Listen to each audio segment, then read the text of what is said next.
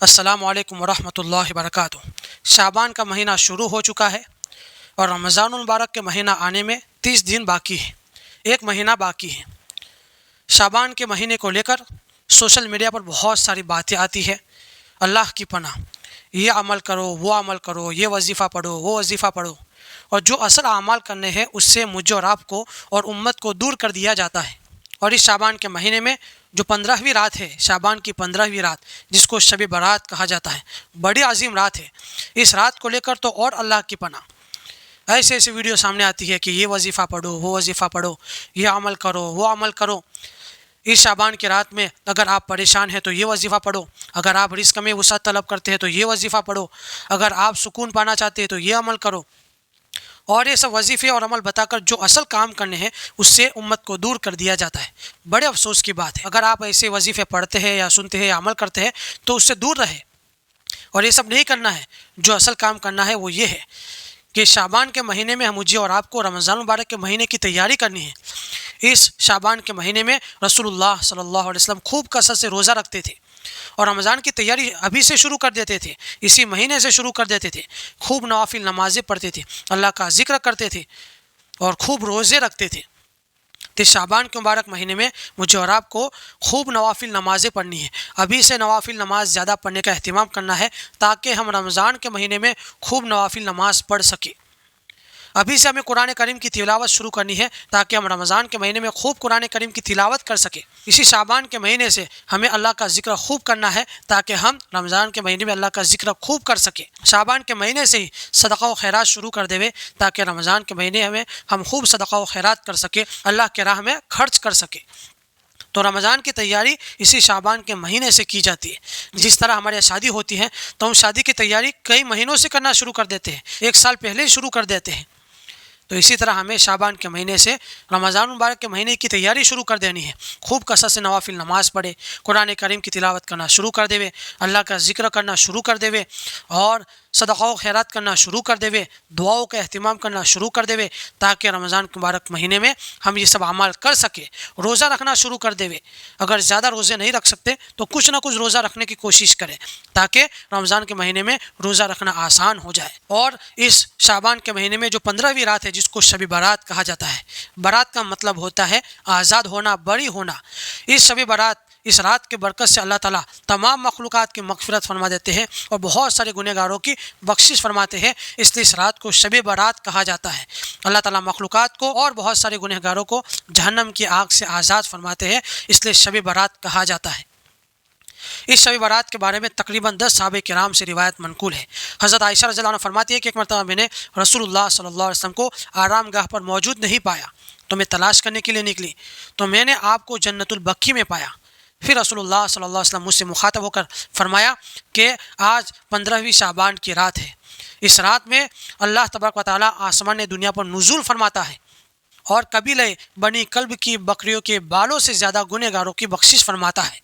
رسول اللہ صلی اللہ علیہ وسلم نے قبیلہ بنو کلب کے بکریوں کے بالوں کی مثال دی کیونکہ ان کی بکریوں کے بال عام بکریوں کے بالوں سے زیادہ ہوا کرتے تھے، یعنی اس بات کی طرف رسول اللہ صلی اللہ علیہ وسلم سے اشارہ کیا کہ بہت سارے بے انتہا گنہگاروں کی اللہ تعالیٰ بخشش فرماتے ہیں اور مغفرت فرماتے ہیں اور جہنم سے خلاصی فرماتے ہیں۔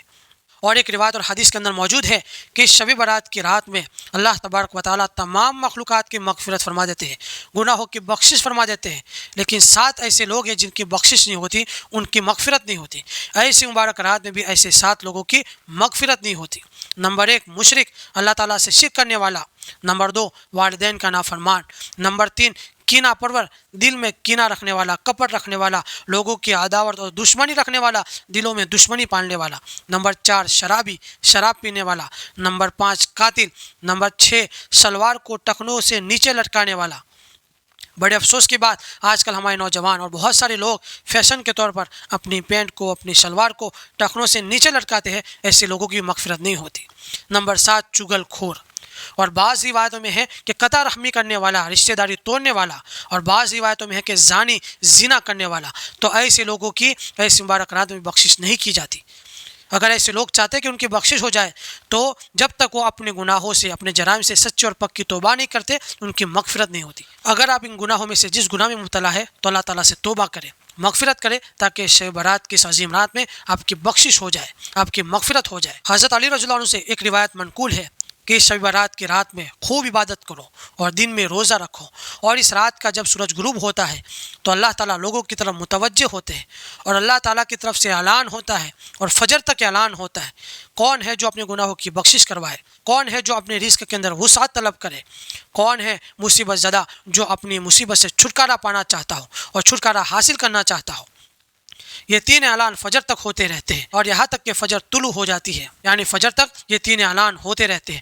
کون ہے جو اپنے گناہوں کی بخشش کروائے، کون ہے جو اپنے رزق کے اندر وسعت طلب کرے، کون ہے جو اپنی مصیبت سے چھٹکارا حاصل کرنا چاہتا ہو۔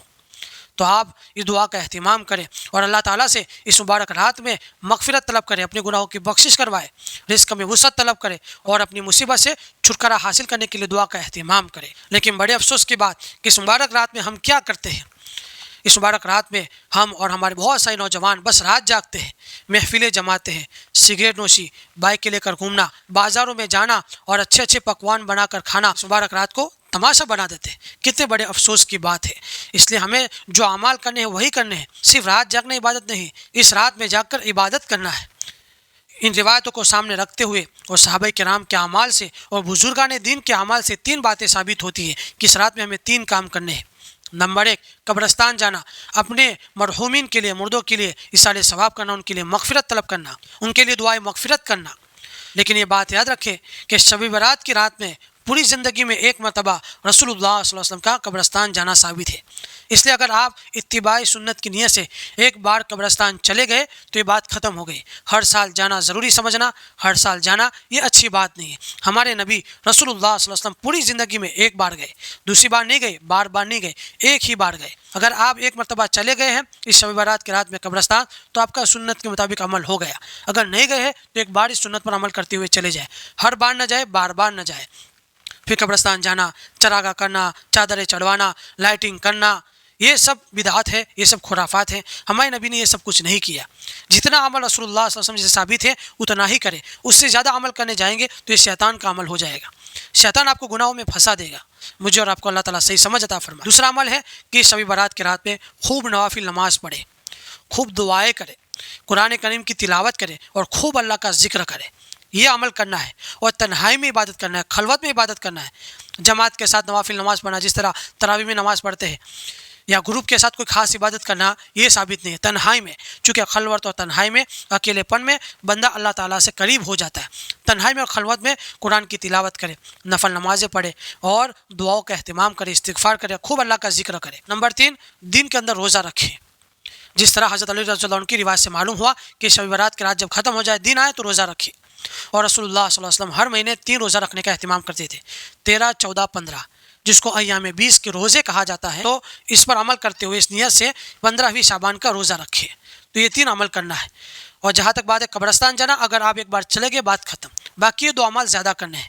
رات میں خوب عبادت کرنا ہے، نوافل نماز پڑھے، ذکر کرے، قرآن کی تلاوت کرے اور دعاؤں کا خوب اہتمام کرے، اور دن میں روزہ رکھے۔ اور پورے شعبان کے مہینے میں یہی کرنا ہے، روزوں کا اہتمام کرے، خوب نفل نماز پڑھے، قرآن کریم کی ابھی سے تلاوت شروع کر دے، صدقہ و خیرات کرے، دعاؤں کا اہتمام کرے کہ جو ہے کہ یہ وظیفہ پڑھے، وہ وظیفہ پڑھے، یہ عمل کرے، ان سب چیزوں سے دور رہے۔ اللہ تعالیٰ مجھے اور آپ کو صحیح سمجھ عطا فرمائے، دین کی فہم عطا فرمائے، صحیح عمل کرنے کی توفیق عطا فرمائے، تمام خرافات سے بچنے کی توفیق عطا فرمائے۔ آگے بھی شیئر کریں تاکہ اور بھی لوگوں کو فائدہ ہو۔